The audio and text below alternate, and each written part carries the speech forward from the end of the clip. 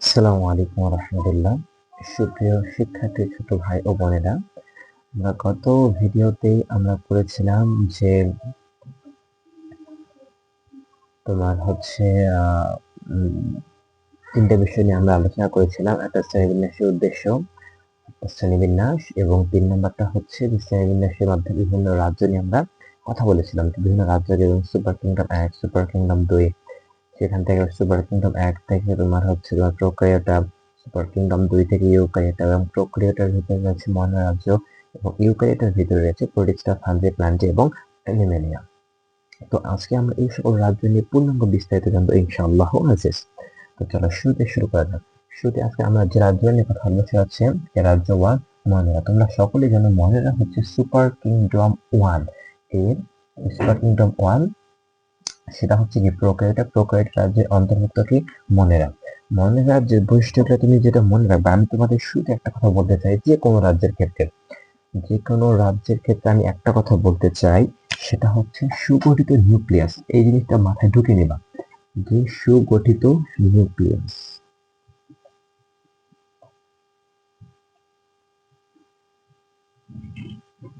সুগঠিত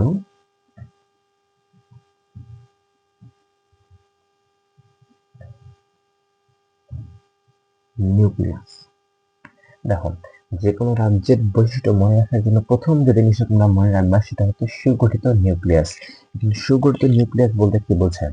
নিউক্লিয়াসটা সুগঠিত, মানে নিউক্লিয়াস সহ অন্যান্য অঙ্গাণুগুলো। সুগঠিত নিউক্লিয়াস বলতে তোমরা যে বিষয়টা মনে রাখবা সেটা হচ্ছে তার নিউক্লিয়াসটা সুন্দরভাবে গঠিত থাকবে। তোমরা সকলে জানো নিউক্লিয়াসের কটা ইয়ে থাকে, 5টা অংশ নিয়ে একটা নিউক্লিয়াস গঠিত। আমরা যখন নিউক্লিয়াস অধ্যায়ে পড়বো বা এর অধ্যায়ে যাব, তখন সেটা ইনশাল্লাহ আমরা পূর্ণাঙ্গ বিস্তারিত পড়বো। শুধু এতটুকু মাথায় রাখো, সুগঠিত নিউক্লিয়াস কথার অর্থই হচ্ছে নিউক্লিয়াসটা কি থাকবে, সুগঠিত থাকবে। এরপর আর কিছু কিছু বৈশিষ্ট্য এর থাকবে। 1 নম্বর হচ্ছে সুগঠিত নিউক্লিয়াস মানে তোমার হচ্ছে যে এন্ডোপ্লাজমিক রেটিকুলাম থাকবে।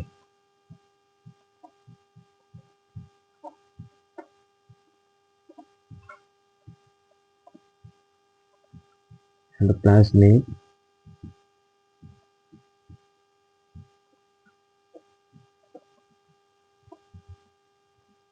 দেখো, সুগঠিত নিউক্লিয়াস কথার অর্থ হচ্ছে কি এন্ডোপ্লাজমিক রেটিকুলাম থাকবে। 2 নম্বরটা রয়েছে মাইটোকন্ড্রিয়া থাকবে।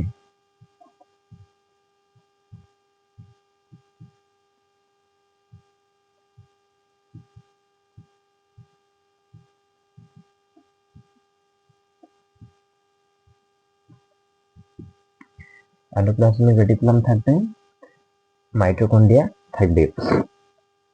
এছাড়াও রয়েছে তোমার মাইটোকন্ড্রিয়া, প্লাস্টিড,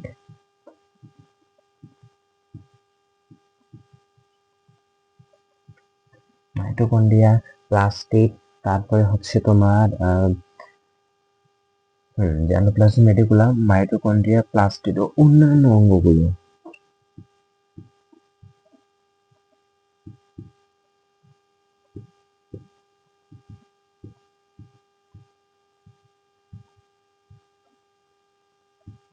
অঙ্গসমূহ সুগঠিত।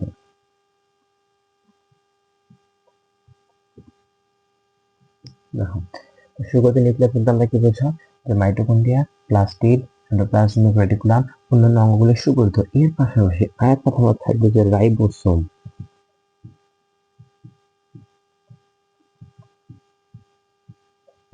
রাইবোসোম কি থাকবে না?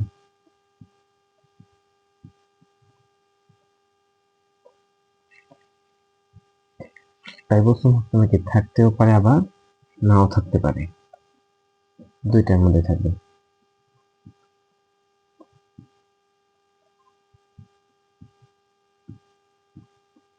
হুম, দেখো, সুগঠিত নিউক্লিয়াস গুলো আমরা কোন কোন বৈশিষ্ট্যগুলো জানবো। যেখানে তুমি সুগঠিত নিউক্লিয়াস কথাটা পাবা, সেখানে তোমরা মনে রাখবে কি এন্ডোপ্লাজমিক রেটিকুলাম রয়েছে, মাইটোকন্ড্রিয়া থাকবে, প্লাস্টিড থাকবে, এবং অন্যান্য অঙ্গগুলো কি থাকবে, সুগঠিত থাকবে, এবং রাইবোসোম কি থাকবে না। এই সুগঠিত নিউক্লিয়াস বলতে আমরা এই বিষয়গুলো জানবো। এই সুগঠিত নিউক্লিয়াস গুলো তোমরা কি 4টা জিনিস সুন্দরভাবে মনে রাখবে। সেখানে কি থাকবে, সাইটোপ্লাজমিক রেটিকুলাম থাকবে, মাইটোকন্ড্রিয়া থাকবে, প্লাস্টিড থাকবে এবং অন্যান্য অংশসমূহ কি থাকবে? সুগঠিত। এখন প্রশ্ন আসতে পারে যে ভাইয়া অন্যান্য অঙ্গসমূহ বলতে আপনি এখানে কি বোঝাচ্ছেন? আচ্ছা ঠিক আছে, আমরা সেই প্রশ্নের উত্তরে জানবো ইনশাআল্লাহ। তো দেখো, আমি এখানে অন্যান্য অঙ্গসমূহ বলতে বোঝাচ্ছি, তুমি যখন খেয়াল করবা যে কোষের ভিতরে কি থাকে, কোষের ভিতরে তোমার মনে করো যে মাইটোকন্ড্রিয়া রয়েছে, গোলগি বডি রয়েছে, তারপরে হচ্ছে তোমার এন্ডোপ্লাজমিক রেটিকুলাম রয়েছে, সেন্ট্রিওল রয়েছে, এরকম আরো অনেক জিনিস পাওয়া যায়। এই অসংখ্য অন্যান্য যে জিনিসগুলো হয়, অঙ্গসমূহ বলতে গোলগি বডিকে বোঝাচ্ছে, তারপরে সেন্ট্রিওলকে বোঝাচ্ছে, কোষের ভিতরে centriole, Golgi body, endoplasmic reticulum ইত্যাদি, এন্ডোপ্লাজমিক রেটিকুলাম এবং ক্রোমোসোম যে বিষয়গুলো রয়েছে, সেই বিষয়গুলো কি থাকবে? যে অঙ্গসমূহ বোঝায়, অঙ্গসমূহ কি থাকবে? সুগঠিত অবস্থায় থাকবে। তাহলে আমি আশা করি তোমরা এই টার্মটা বুঝতে পেরেছো যে সুগঠিত নিউক্লিয়াস বলতে কি বোঝাচ্ছে। আর সুগঠিত নিউক্লিয়াস নয়, আরেকটা জিনিস মাথায় রাখবা, সুগঠিত নিউক্লিয়াস নয় বলতে কি বোঝায়? এন্ডোপ্লাজমিক রেটিকুলাম থাকবে না, মাইটোকন্ড্রিয়া থাকবে না, প্লাস্টিড এবং অন্যান্য অঙ্গসমূহ কি থাকবে? সুগঠিত অবস্থায় থাকবে না, এবং কি থাকবে না? রাইবোসোম থাকবে। আমি আশা করি তোমরা এই সুগঠিত নিউক্লিয়াস বলতে টার্মটা বুঝতে পেরেছো। যেখানে তোমরা সুগঠিত নিউক্লিয়াস পাবো সেখানে এই টার্মগুলো তোমরা মনে রাখবা। এই বিশেষ করে চারটা টার্ম তোমাদেরকে কি করতে হবে? সুন্দরভাবে মনে রাখতে হবে। আমি আশা করি তোমরা এটা বুঝতে পেরেছো। তো চলো এবার দেখা যাক। তো আমি কালকে শুরুতে বলেছিলাম যে মনের রাজ্য হচ্ছে তোমার কোন ইয়ার মধ্যে অন্তর্ভুক্ত? Prokaryota. Prokaryota, prokaryota. আমি শুরুতে বলেছিলাম প্রো ক্যারিওটা কথার অর্থ হচ্ছে প্রো কথার অর্থ হচ্ছে আদি, এবং ক্যারিয়ান কথা অর্থ হচ্ছে বহন করা,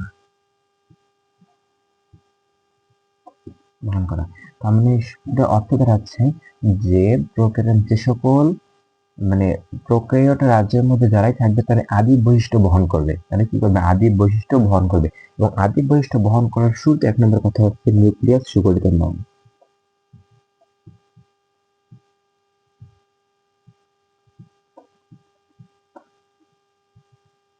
নিউক্লিয়াস কি নয়?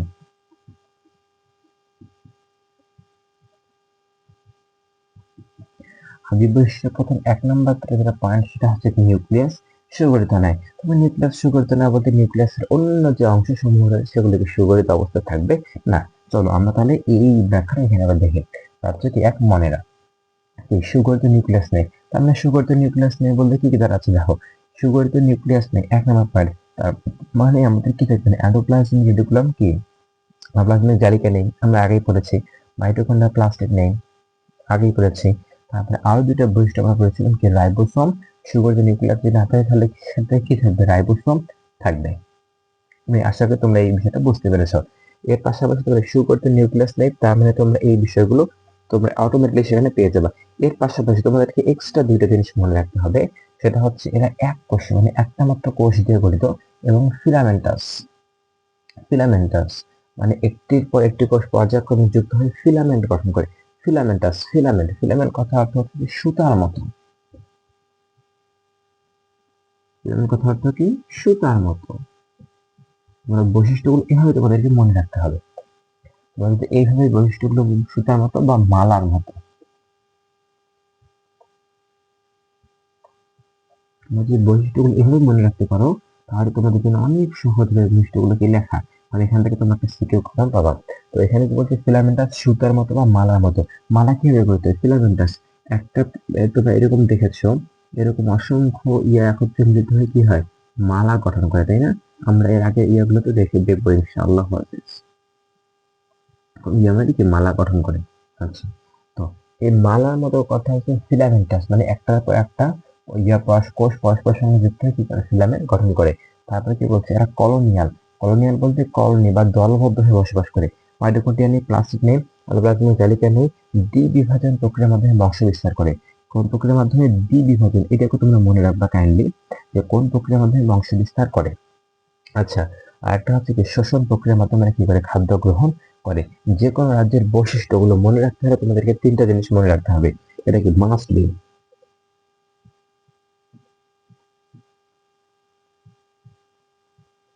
তোমাদেরকে মাস্ট বি তিনটা জিনিস মনে রাখতে হবে। নাম্বার ওয়ান হচ্ছে তার বৈশিষ্ট্য। বৈশিষ্ট্য বলতে বোঝাচ্ছে যে গঠন প্রণালী।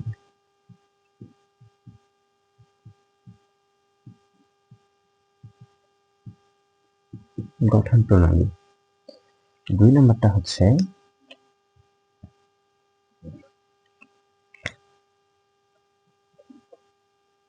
তার খাদ্য গ্রহণ।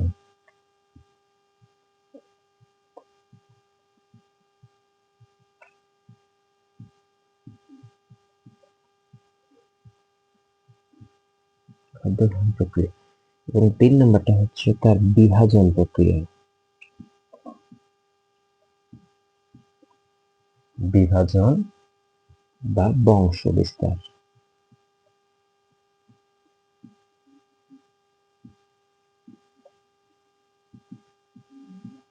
বিভাজন বা বংশ বিস্তার। তুমি যদি যে কোনো রাজ্যের বৈশিষ্ট্য কাইন্ডলি মনে রাখতে চাও যে ভাইয়া আমি যে কোনো রাজ্যের বৈশিষ্ট্য খুব সহজে মনে রাখতে চাই, তাহলে তোমাদেরকে এই 3টা পয়েন্ট নিয়ে বিশ্লেষণ করতে হবে। 3টা পয়েন্ট। তাহলে কি গঠন প্রণালী, তাহলে আমরা কি মনে রাজ্যের গঠন প্রণালী কিরকম দেখলাম? এরা এককোষী, এরা ফিলামেন্টাস, এরা কলোনিয়াল। এই 3টা হচ্ছে তার কি গঠন প্রণালী। এবং আরো কি কি গঠন প্রণালী আছে? গঠন প্রণালী এবং বৈশিষ্ট্য আরো কি কি রয়েছে? তার মধ্যে কি কি নেই? তার মধ্যে সুগঠিত নিউক্লিয়াস নেই, তার মধ্যে মাইটোকন্ড্রিয়া নেই, তার মধ্যে প্লাস্টিড নেই, এন্ডোপ্লাজমিক রেটিকুলাম নেই। তাহলে এগুলো কার মধ্যে পড়ছে? এগুলো 1 নম্বর প্রক্রিয়া, যে গঠন প্রণালী বা বৈশিষ্ট্যের মধ্যেই পড়ছে। গঠন প্রণালী বা বৈশিষ্ট্য, এখানে তুমি একটা বৈশিষ্ট্য কথা মার্ক করতে পারো। গঠন প্রণালী বা বৈশিষ্ট্য।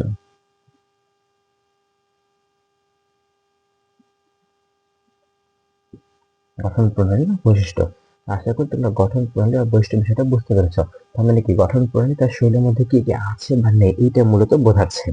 আমি আশা করি তোমাদের এই টার্মটা ক্লিয়ার। 2 নম্বর হচ্ছে খাদ্য গ্রহণ প্রক্রিয়া। তো আসলে দেখি আমরা এই খাদ্য গ্রহণ মনের রাজ্যের বৈশিষ্ট্য, মনের রাজ্যের মধ্যে শিক্ষার খাদ্য গ্রহণ প্রক্রিয়া করে যে শোষণ প্রক্রিয়ায় কি খাদ্য গ্রহণ করে। তবে কেউ কেউ হচ্ছে কি সালোক সংশ্লেষণ প্রক্রিয়ার মাধ্যমে খাদ্য গ্রহণ করতে পারে।